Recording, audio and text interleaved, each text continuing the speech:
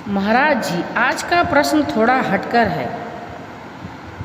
हम जो भी काम करते हैं उसमें कुछ गलत काम होते हैं, कुछ अच्छे काम होते हैं। तो लोग कहते हैं कि यह नहीं करो, यह पाप है, ऐसा करो, यह पुण्य है। तो पहला सवाल हमारा यह है कि पाप क्या है, और दूसरा यह कि जो जीवन बीत गया उसमें कुछ काम ऐसे हो गए जो नहीं होने चाहिए थे, जो गलत हो गए। तो जब कभी अकेले में बैठो तो मन में आता है कि वह जो किया वह नहीं होना चाहिए था, यह गलत हो गया। क्या इसकी शांति वह जो ज्ञान आप देते हैं उससे मिल जाएगी? महाराज जी कहते हैं यह तो समझने की बात है। पाप क्या है, पुण्य क्या है, यह मैं आपको नहीं बता सकता। इसके लिए आप किसी धर्म को समझाने वाले के पास जाइए। सबसे पहले आपको अपना धर्म चुनना पड़ेगा, क्योंकि वे अलग अलग हैं। कोई कहेगा यह पाप है, दूसरा कहेगा यह पाप नहीं है। तो पहले तो आपको धर्म चुनना पड़ेगा, और फिर उस धर्म की प्रतिक्रिया को समझाने के लिए जो लोग हैं वे आपको समझा सकते हैं। जहाँ तक यह बात है कि जो गलत काम कर दिए वे सताते हैं, तो आप सूर्य को देखिए। आप कुछ करें ना करें, सूर्य छिपता है, रात होती है, फिर सूर्य उदय होता है। चाहे आप सोएं ना सोएं, सूर्य फिर भी उदय हुआ। इससे आप क्या सीख सकते हैं? अगर पीछे ही देखते रहेंगे तो आगे जाने में दिक्कत होगी, क्योंकि चलना तो उधर है ना। तो अगर मैं ऐसे चलूँगा तो और गलत काम होते रहेंगे, उनके लिए और पछताना पड़ेगा। आपका जो जीवन है, आपका जो श्वास है, यह तो उस बारे में कुछ नहीं कह रहा है। श्वास तो यह नहीं कह रहा है कि तुमने ऐसा ऐसा किया, इसलिए अलविदा। अगर आपने गलती की है तो उन गलतियों से सीखिए। एक बहुत अच्छी कहावत है, अगर आप गिर जाएं तो कुछ उठा लो, गिर तो आप गए ही, बेहतर हो कि कुछ उठा लो। सीखिए कि अगर आप सचेत होकर के अपनी ज़िंदगी को जिएंगे तो वह नहीं करना पड़ेगा। क्यों? जैसे अगर आप किसी ड्राइवर के साथ हैं और वह ड्राइवर गाड़ी चलाते चलाते कहीं विचारों में खो जाता है और गाड़ी इधर उधर चलने लगती है, तो आप उसको क्या कहेंगे? ध्यान दे, ध्यान अब दे, वहाँ तो पहुँचना है, पर वहाँ पहुँचने के लिए यहाँ ध्यान देना पड़ेगा, नहीं तो वहाँ नहीं पहुँच पाएंगे। सचेत होने का यही मतलब है। तो यही महाराज जी कहते हैं कि सीखिए, आप अपनी गलतियों से सीखिए। पर अगर आपने अपने जीवन में आगे चलना बंद कर दिया तो यह सबसे बड़ी गलती होगी।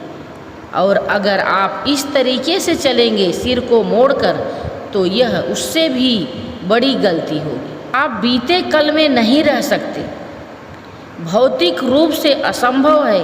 आप केवल अब नामक क्षण में रह सकते हैं, बस बात ख़त्म ना। तो आप एक सेकंड में लाखवें हिस्से के बराबर अतीत में लौट सकते हैं, और ना सेकंड के लाखवें हिस्से के बराबर भविष्य में। अपने को बहकाओ मत, आप इसी तरह बने हैं। महाराज जी, आपसे ज्ञान प्राप्त करने के बाद क्या हम सभी कर्म बंधनों से मुक्त हो जाते हैं या नहीं? महाराज जी कहते हैं नहीं, आपको खाना भी पकाना पड़ेगा, खाना भी पड़ेगा, और वे सारी घर में जो आपकी जिम्मेदारियां हैं वह भी निभानी पड़ेगी, और बाहर के दुख भी आएंगे, बाहर के सुख भी आएंगे। यह सब कुछ चलता रहेगा। जब आप छाता लेकर अपने साथ चलते हैं बरसात में और बारिश होने लगती है तो छाते को खोल लेते हैं, इसका यह मतलब थोड़े ही है कि बारिश होनी बंद हो जाती है। बारिश तो फिर भी होती रहती है। छाते का मतलब है आप भीगेंगे नहीं बस। प्रश्नकर्ता: महाराज जी, मैं तीसरी बार आया हूँ, आपकी बातों से बहुत ही ज़्यादा प्रभावित हूँ, तो क्या यह चीज़ मेरी प्यास को बुझाने में सक्षम नहीं है? तो मैं यह चाहता हूँ कि आज 5 बजे से पहले आपसे कुछ क्रियाओं का थोड़ा सा अंश जरूर मिल जाए। महाराज जी कहते हैं, अगर मैं सिर्फ आपको आधा बीज दे दूं तो ना तो वह उगेगा ना उसका वह दूसरा वाला हिस्सा उगेगा। प्रश्न: पूरा ही दे दीजिए ना आज। महाराज जी कहते हैं, देने के लिए हम आए हैं, देना हम चाहते हैं। आप प्लीज़ देखिए इसको, आप एक सीमा मत बनाइए। आपको जो आज मिल रहा है, इस समय मिल रहा है, यह भी बहुत मूल्यवान है। इसको आप स्वीकार करिए, स्वीकार करना सीखिए, श्वास को स्वीकार करना सीखिए, इस जिंदगी को स्वीकार करना सीखिए। यह तो बारिश हो रही है ज्ञान की, जिस ज्ञान की महाराज जी बात कर रहे हैं उसकी बारिश हो रही है, इसलिए लूटो जो मिल रहा है। प्रश्न है, परमानंद जल्दी से जल्दी कैसे मिल सकते हैं और उसके लिए मुझे क्या क्या करना पड़ेगा? महाराज जी कहते हैं, इसके लिए एक छोटी सी बात है। अच्छी बात है, आपने मेरी सहायता मांगी, मैं सहायता देने के लिए ही आया हूँ और आता हूँ, और जो कुछ भी मैं करता हूँ वह यही है कि लोगों को यह ज्ञान हो सके और वह अपने जीवन में इस चीज़ का अनुभव कर सके। सबसे पहले आप इस चीज़ को स्वीकार कीजिए, जिस चीज़ को आप खोज रहे हैं वह आपके अंदर है, और आप इसको आप इतना आसान मत बनाना, क्योंकि पहली बार मैं आपके जीवन में एक ऐसा कार्य दे रहा हूँ जिसका आपको अनुभव करना पड़ेगा। क्योंकि अब तक जो कुछ भी किसी ने आपके सामने चुनौती रखी, आपने कहा हम पता कर लेते हैं, इसके लिए आपने कहीं पढ़ लिया, किसी से पूछ लिया, कुछ और कर लिया। अब बात आ गई है आप पर कि आपको अनुभव करना है कि यह गर्म है या नहीं। तो सबसे पहले तो यह एक स्टेप है। दूसरा स्टेप यह है कि जो कुछ भी आपके आसपास या आपके जीवन में हो रहा है उससे आप ऊंचे हैं। जिस प्रकार कमल का फूल गंदे पानी में रहता है परंतु गंदे पानी से ऊपर रहता है, उसी प्रकार आप हैं। इसका मतलब है कि जो कुछ भी अच्छा हुआ, जो कुछ भी गलत हुआ, आपके जीवन का एक ऐसा अंग है जो उन सारी अच्छाइयों और खराबियों से अलग है, ऊपर है।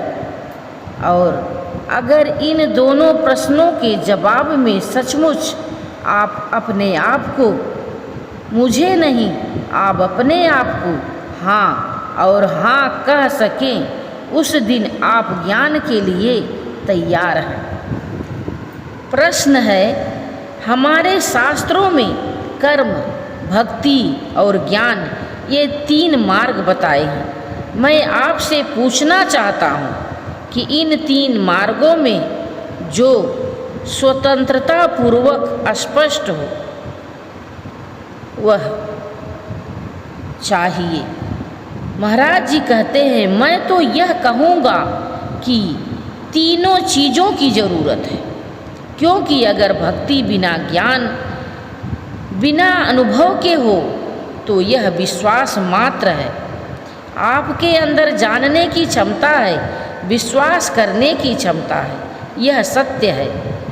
मैं यह नहीं कह सकता हूँ कि नहीं है, पर आपके अंदर जानने की भी शक्ति है।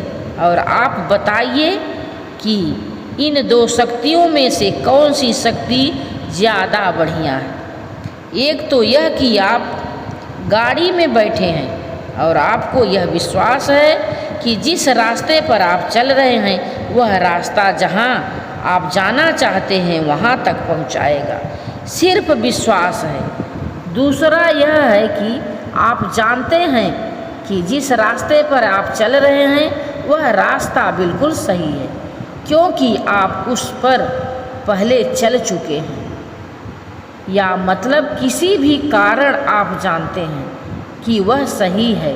तो विश्वास एक चीज़ है, जानना एक चीज़ है।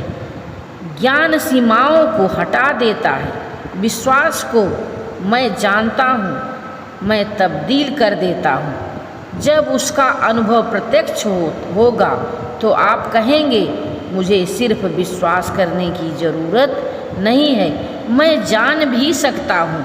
भक्ति मार्ग सुंदर मार्ग है, बढ़िया मार्ग है, आनंद देने वाला मार्ग है। परंतु जब सारे के सारे मिलते हैं, आपको मालूम है कि कार के 4 चक्के होते हैं और कितनों की ज़रूरत है। क्यों? आज के लिए बस इतना ही।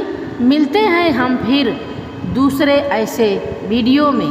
तब तक के लिए आप सभी को बहुत बहुत धन्यवाद। अगर यह हमारा संदेश आप सबको अच्छा लगा हो तो हमारे आत्मबोध चैनल को लाइक, शेयर, सब्सक्राइब ज़रूर करें। अपने दोस्तों में ज़रूर साझा करें, क्योंकि ऐसा संदेश जीवन को बदल सकता है।